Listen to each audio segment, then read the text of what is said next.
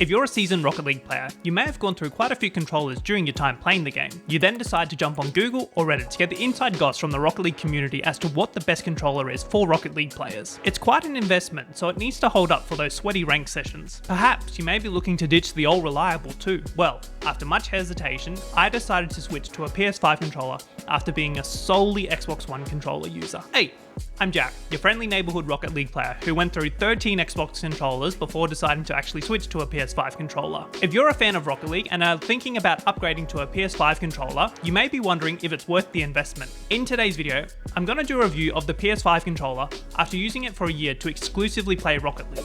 I'll break the video up into the following parts: my experience using the PS5 controller, the pros and the cons of the controller, and would I recommend it to fellow Rocket League players? Let's get into it. So in this section, I'll talk about my experience using the PS5 controller. Now, as I mentioned in the intro, I was exclusively using an Xbox One controller during my time playing Rocket League. This included when I switched over to PC in late 2017. I personally used the right bumper as my boost button to play. And now that I look back on it, I was buying Xbox controllers almost every few months after the right bumper would just wear out from boosting so much. Maybe I've just got a boosting problem. Out of the blue, I decided to purchase a PS4 controller, but couldn't get my mind around the button layout, so I just reverted back to an Xbox controller. It was early 2021, and I still found myself here in Melbourne in and out of lockdown, so going to a shopping centre really wasn't an option for me to look at the options for controllers to use. I found a few pro players giving the PS5 controller a go and found mostly positive reviews from them too, so I decided to order one, eagerly awaiting for it to arrive. I must admit, I was shocking when I first played with the PS5 controller, and it took quite a few months for me to actually get the hang of the controller. I found my aerial suffered the most, with the position of the left joystick really challenging my brain. All that Xbox One controller muscle memory was almost screaming inside.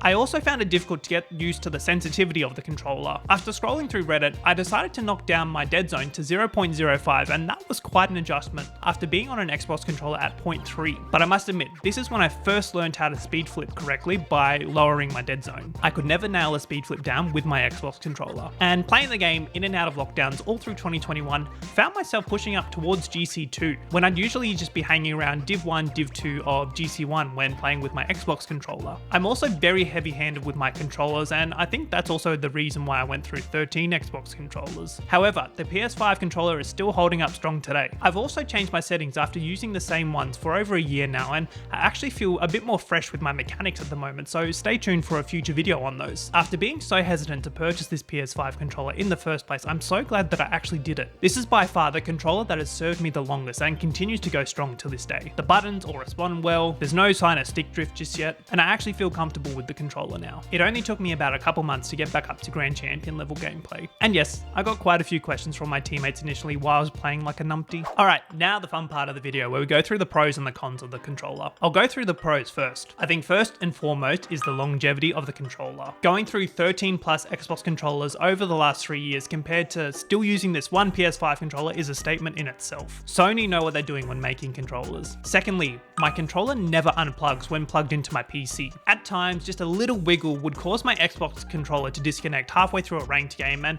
I've never had that problem with my PS5 controller. I think having the USB-C plugin has really helped with this factor. And hey, that might be so with the Xbox Series X controllers now having USB-C. I just don't think I could make the switch back though. The bumpers are still good to this day. As a serial boost user, I must give credit to my PS5 controller for holding the test of time with all the boosts that I've consumed. This was the second most common problem I had using my Xbox controllers, with stick drift usually setting in around the 4 to 5 month mark. And now onto the cons, where I've only really got 2 of them. Firstly, I don't find it as comfortable as an Xbox controller. Yes, I've gotten used to being comfortable with it now, however, just find it doesn't fit my hand as well as an Xbox controller does. Though I do admit, if I put another few thousand hours into Rocket League, I think PS5 will become the norm for my hands. It's really just getting used to the position of the left joystick. I find my aero control has suffered just a little bit since switching over to the PS5 controller. Lastly, I'm still a little inconsistent with mechanics. Now this might just be me being a bad player and all, but I just found I was a lot more consistent with my mechanics on my Xbox controller. I find my tornado spins in particular can look quite different every time I go for an aerial with my PS5 controller. Overall though, I was really trying to rack my brains around any other cons I could experience, and to be honest, I really couldn't think of anything else. I've had a very positive experience using the PS5 controller controller since switching. And now for the final section. Would I recommend the PS5 controller to my fellow Rocket League players? That is an overwhelming yes. If you use a PS4 controller, I feel like it'd be a smooth transition over to the PS5 controller. But if you're an Xbox controller user, I feel like it may take a bit more time to get adjusted to a PS5 controller. As I mentioned, I feel like the joystick layout is the biggest factor here. I just want you to be aware of that if you are really considering moving over to a PS5 controller. If you're also looking for a controller that lasts a while,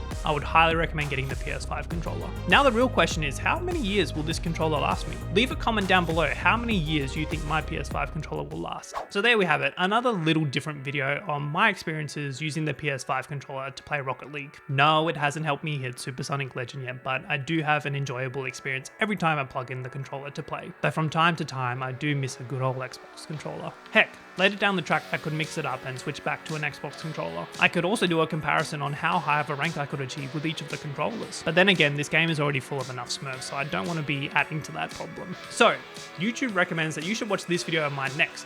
Why not check it out? I'm Jack, and I'll see you next time. Catch up.